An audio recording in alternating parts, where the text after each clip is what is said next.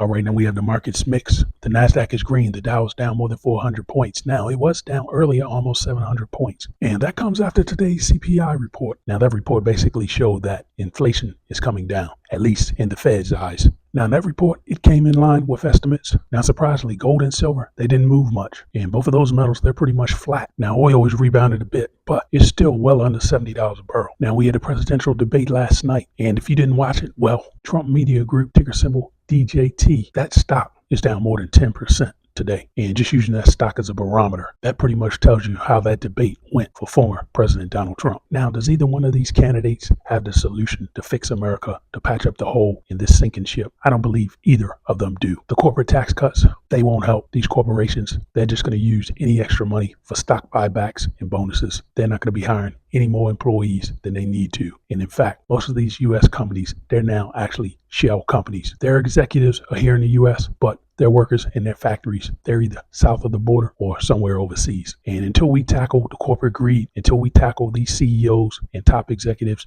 making $400 million a year, while the average worker makes a few bucks an hour, we're not going to be getting anywhere close to fixing this problem in the U.S. The gap between the rich and the poor is becoming wider. And the rich, they're making all the rules. And they're making those rules so that the game is lopsided to favor them. Meanwhile, a good portion of Americans, they're left out to dry. Now, there's more news coming out each and every day showing that the U.S. consumer is tapped out. And there really isn't any extra money to spend. Now, we're going to be going into the holiday season soon. And in my opinion, this is going to be one of the worst for spending on record, or at least in the last several years. Because one of the things I'm looking at is the credit card debt, the delinquencies, and they continue soaring. Auto delinquencies, credit card delinquencies, they keep moving up, and you're just going to have a smaller pool of available credit to purchase any goods. Now, at the same time, we just had UPS announce they're going to be laying off even more workers than they announced earlier this year. And if UPS is announcing layoffs right now in September, because this is the time where they're usually hiring workers for the holiday season, if they're laying off workers now, I can't see how they're going to be anticipating a robust holiday shopping season. Now, at any rate, this market's mixed, and we'll see how much the Dow can claw back. And you never know, this market may turn green. This quick stock market commentary, please like and subscribe.